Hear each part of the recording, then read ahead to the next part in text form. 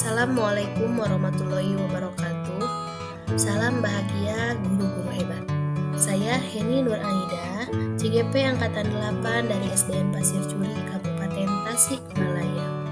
Pada kesempatan kali ini, saya akan memaparkan tentang koneksi antar materi pada modul 2.1, yaitu pembelajaran berdiferensiasi. Menurut Arthur Overhead, bahwa semua pengetahuan terhubung ke semua pengetahuan lainnya.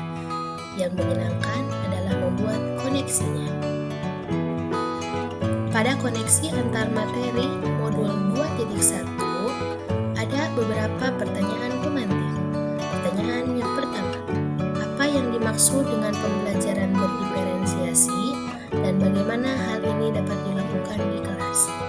Menurut Tomlinson, pembelajaran berdiferensiasi adalah usaha untuk menyesuaikan proses pembelajaran di kelas untuk memenuhi kebutuhan belajar individu setiap murid.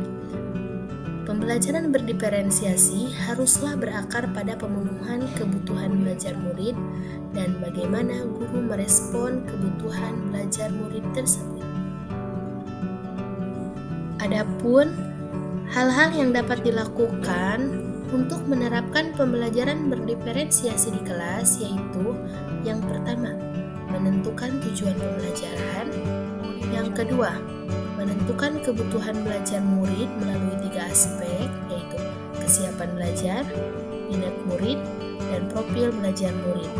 Ketiga, menganalisis 3 strategi pembelajaran berdiferensiasi yaitu konten, proses, dan produk. Keempat, melakukan asesmen pembelajaran, baik itu pra-asesmen, asesmen formatif, maupun asesmen sumatif. Untuk pertanyaan pemantik yang kedua, yaitu bagaimana pembelajaran berdiferensiasi dapat memenuhi kebutuhan belajar murid dan membantu mencapai hasil belajar yang optimal. Hal tersebut dapat dilihat dari 3 aspek, yaitu yang pertama, kesiapan belajar.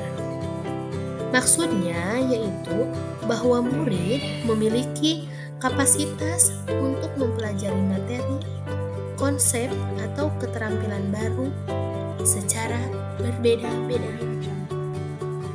Kedua, minat murid, yaitu maksudnya keadaan mental kepada suatu situasi yang menyenangkan dan memberi kepuasan diri. Adapun cara untuk menarik minat murid yaitu yang pertama, bisa dilakukan dengan melakukan pembelajaran yang dapat menarik perhatian murid, atau bisa dengan menciptakan konteks pembelajaran yang dikaitkan dengan minat murid, atau yang lainnya yaitu dengan mengkomunikasikan nilai manfaat dari apa yang dipelajari. Yang ketiga yaitu aspek profil belajar murid. Maksudnya yaitu memetakan kebutuhan murid untuk belajar secara natural dan efisien, yaitu baik faktornya dari lingkungan belajar, pengaruh budaya, maupun dari gaya belajar. Hal lainnya yang dapat memenuhi kebutuhan belajar murid yaitu dengan menerapkan 3 strategi pembelajaran berdiferensiasi. Yang pertama yaitu diferensiasi konten. Maksudnya yaitu apa yang kita ajarkan kepada murid.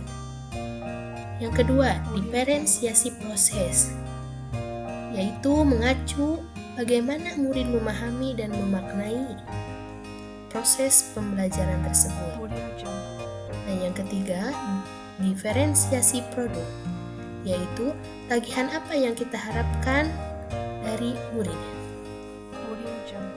Untuk pertanyaan pemantik yang ketiga, yaitu kaitan modul 2.1 tentang pembelajaran berdiferensiasi terhadap modul-modul sebelumnya.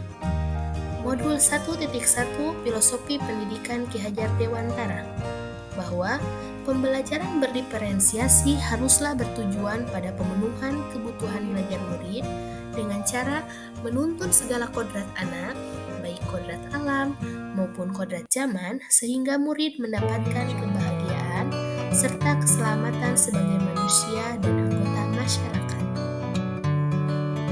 Adapun kaitannya dengan modul 1.2 yaitu nilai dan peran guru penggerak, bahwa dalam mengimplementasikan pembelajaran berdiferensiasi, seorang guru perlu menerapkan nilai-nilai serta peran guru penggerak sehingga pembelajaran yang berpusat pada murid dapat tercipta.